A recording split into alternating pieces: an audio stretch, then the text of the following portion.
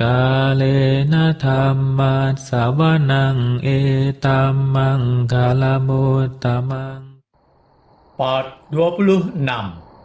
Judul buku Bunga Rampai Ceramah Dhamma Retret Intensif Meditasi Satipatthana oleh Sayadaw U. Zatila di ISMC Bakom, Indonesia 1 Maret sampai 7 April 2020. Penerjemah Bahasa Indonesia Sayalei Wajiranyani, Penyunting Bahasa Indonesia Pyong Tet Nui, Perancang sampul dan foto sampul tim Yasati. Cetakan pertama Oktober 2022. Hak cipta copyright 2022 Yayasan Satipatthana Indonesia Yasati. Penerbit Yayasan Satipatthana Indonesia. Layanan pembaca Indonesia Satipatthana Meditation Center ISMC Jakarta, Jalan Nusaraya, Blok AA1 Nomor 1, Citra 1 Extension, Kalideres, Jakarta Barat, Indonesia. Indonesia Satipatthana Meditation Center ISMC Bakom, Dusun Baru Limus, Kampung Bakom, Kelurahan Cikancana, Kecamatan Sukaresmi, Kabupaten Cianjur, Puncak, Jawa Barat, Indonesia. Buku ini tidak diperjualbelikan untuk dipersembahkan sebagai dana dhamma dari meditator dan umat Yasati dalam maupun luar negeri. Pada video part ini saya akan membacakan bagian 26 atau part 26 dari buku ini, yaitu Wirya. Baiklah, kita mulai. Pada malam hari ini, Sayadaw akan melanjutkan pembahasan tentang wirya atau usaha. Ada 5 faktor yang sangat penting untuk kemajuan meditasi para yogi. Kemarin, Sayadaw telah membahas tentang sadha, dan pada hari ini, Sayadaw akan melanjutkan tentang wirya atau usaha. Dalam kitab bahasa Pali, disebutkan ada 3 jenis usaha. 1. Aramadhatu, 2. Nikamadhatu, 3. Parikamadhatu. Kita bisa katakan Aramadhatu merupakan usaha yang pertama, Nikamadhatu adalah usaha yang kedua, sedangkan Parikamadhatu adalah usaha yang ketiga.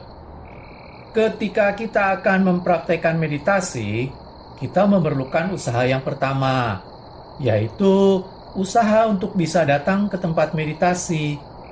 Apabila Anda tidak memiliki usaha, Anda tidak akan bisa datang kemari atau misalnya ke Myanmar, dan Anda tidak akan bisa mempraktekkan meditasi. Jadi, untuk mempraktekkan meditasi, Anda harus memiliki usaha yang pertama. Misalnya, Anda memutuskan untuk pergi ke hutan untuk mempraktekkan meditasi selama 1 atau 2 bulan. Bisa juga mempraktekkan meditasi untuk 2 atau 3 bulan ataupun 1 tahun. Pertama-tama, Anda harus mengatur keuangan Anda, mengatur pembelanjaan tiket pesawat terbang, dan sebagainya. Kemudian, Anda juga harus mengatur keadaan keluarga dan perdagangan Anda. Dengan adanya usaha yang pertama ini, Anda bisa sampai ke center. Setelah Anda tiba di pusat meditasi atau meditation center, berarti Anda memiliki usaha yang pertama. Saat ini, ada yogi dari Myanmar, Vietnam, Thailand, juga Malaysia. Padahal sekarang adalah sangat sulit untuk yogi dari negara lain. Keadaan bisa sewaktu-waktu berubah. Tanpa keputusan yang mantap, Anda tidak akan bisa datang kemari.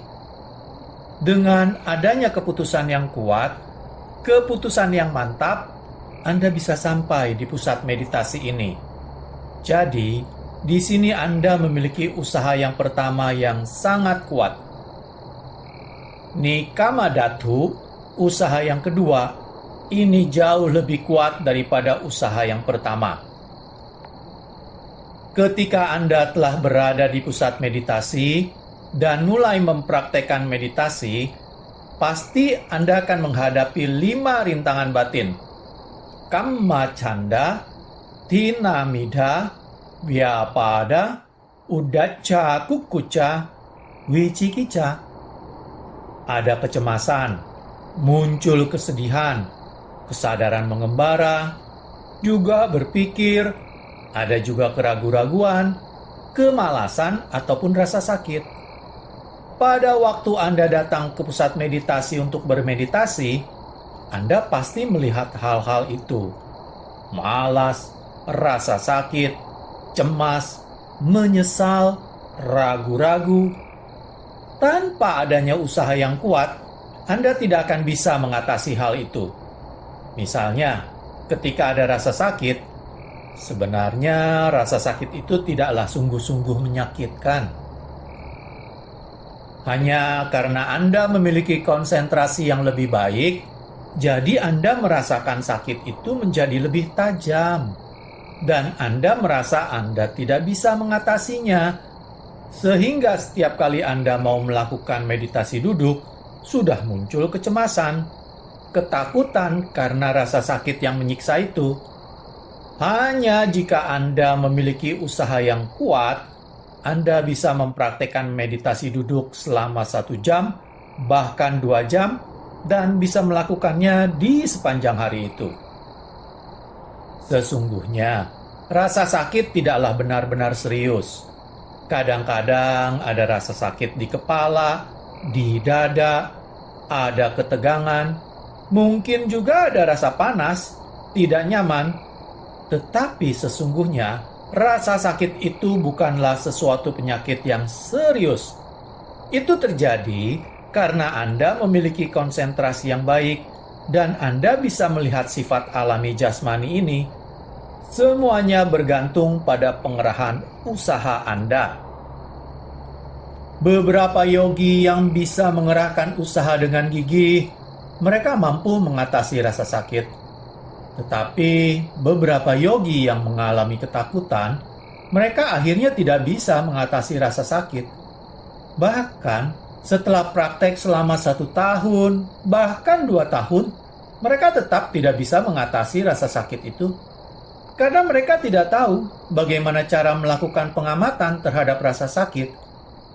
Sayadaw menjelaskan, ketika pertama kali Sayadaw pergi bermeditasi, setelah Sayadaw mendengarkan instruksi meditasi yang diberikan Mahasi Sayadawji, ketika beliau berjalan menuju ke Dhammahal, beliau berpikir, pasti beliau akan menghadapi rasa sakit.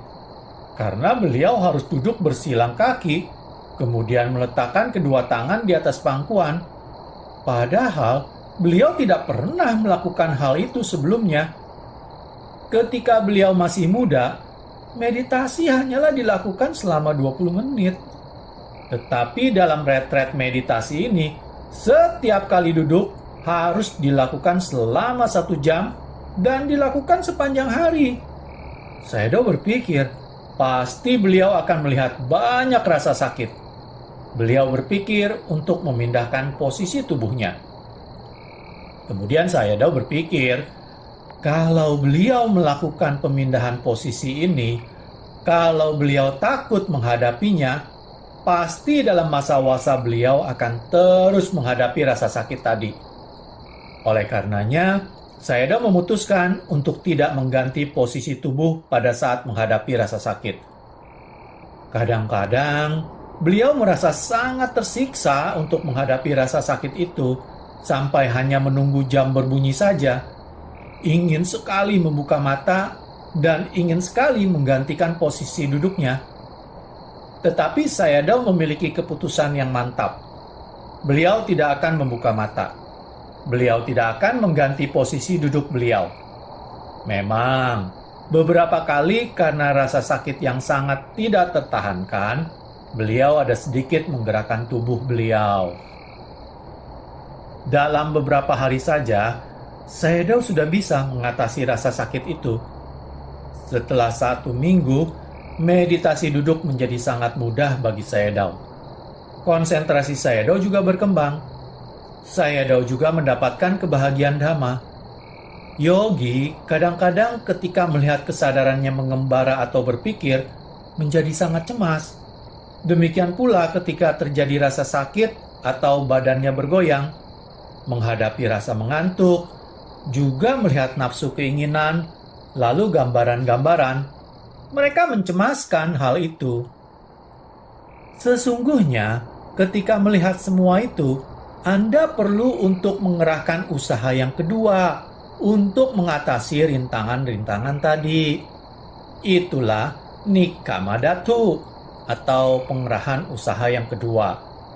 Jika Anda memiliki pengerahan usaha yang kedua, Anda akan mampu mengatasi semua kesulitan yang Anda hadapi.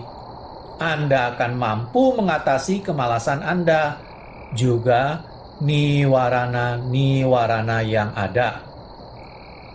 Setelah itu, Anda memerlukan pengerahan usaha yang ketiga, Parikammadatu.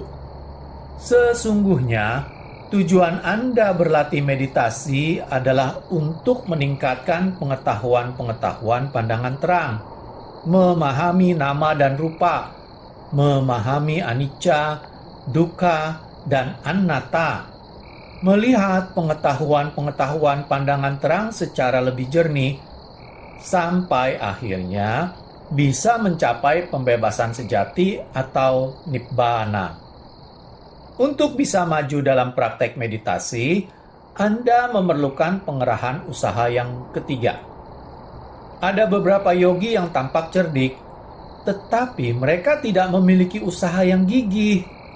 Ketika seseorang belajar bermeditasi, walaupun ia tidak cukup cerdik, tetapi ia memiliki keyakinan yang kuat dan usaha yang gigih, maka ia pasti mengalami kemajuan. Yogi yang tampak cerdas setelah mempraktekkan selama 1 minggu atau 10 hari, mereka tidak datang lagi untuk praktek karena mereka tidak memiliki wirya atau usaha yang gigih. Kalau tidak memiliki wirya, bagaimana kita bisa mendapatkan kemajuan dalam praktek meditasi? Walaupun mungkin ia sangat cerdas sebagai dokter, insinyur, jutawan, bahkan presiden sekalipun, tanpa pengerahan usaha yang kuat, tidak akan bisa mencapai kemajuan dalam meditasi. Ketika yogi menjumpai kesulitan, lalu menyerah, bagaimana bisa mengalami kemajuan? Sayadaw selalu mengatakan, jika Anda melihat atau menjumpai kesulitan pada saat mempraktekkan meditasi metode Mahasi, kemudian Anda pergi ke praktek meditasi yang lain, misalnya Citta Nupassana, atau Anda mempraktekkan meditasi samatha. Jika Anda tidak memiliki wirya yang tangguh, seberapa banyak pun mengganti guru meditasi atau berganti pusat meditasi, Anda tetap tidak akan pernah mengalami kemajuan. Anda seharusnya memahami tujuan meditasi Anda, yaitu mengurangi kilesa.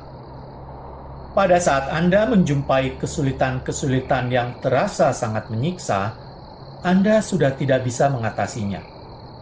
Pada saat Anda mampu mengatasi kesulitan tadi, maka dalam melakukan meditasi duduk yang berikutnya, tidak akan merasakan kesulitan lagi. Anda akan mampu duduk selama 1 jam. Ketika muncul kesulitan, Anda mampu melakukan pengamatan. Pada waktu Anda menjumpai kesulitan, memang diperlukan pengerahan usaha. Untuk bisa mengatasi kesulitan, Anda harus menggunakan pengerahan usaha yang ketiga. Pada saat ada kesadaran yang mengembara, berpikir, rasa sakit, ataupun kebingungan. Ketika Anda menghadapi banyak kesulitan, pada saat Anda mempraktekkan meditasi, Anda harus memiliki jenis usaha yang ketiga. Misalnya, Anda memutuskan untuk praktek setahun. Anda tetap akan memenuhi praktek 1 tahun itu. Atau, jika Anda memutuskan praktek 2 tahun, 10 tahun, atau bahkan 20 tahun, Anda dengan keputusan mantap menjalankannya. Sekali lagi, ini bisa terjadi kalau Anda memiliki keputusan yang mantap. Sebelum Anda bisa sampai pada tujuan akhir, Anda tidak akan pernah menyerah. Ini bisa tercapai kalau Anda memiliki pengerahan usaha yang kuat dan gigih. Sebelum tujuan akhir tercapai, tidak akan pernah menyerah dalam berusaha. Ada beberapa biku yang mempraktekkan meditasi di hutan selama bertahun-tahun. Sayadaw menceritakan tentang seorang Sayadaw yang kemudian terkenal dengan nama Yang Mulia Nibbida Sayadaw. Pada saat pertama kali beliau pergi ke hutan, beliau belum memiliki nama. Beliau dikenal sebagai Sayadaw saja. Saudara tua Sayadaw ini juga seorang biku. Mereka pergi ke hutan untuk mempraktekkan meditasi. Pada waktu mereka mau pergi ke hutan bermeditasi, terlebih dahulu mereka mendapatkan nasihat cara mempraktekkan meditasi di hutan. Pada waktu itu, ada beberapa biku yang memang sudah mengakhiri praktek meditasinya. Jadi, Sayadaw tinggal sendiri di hutan.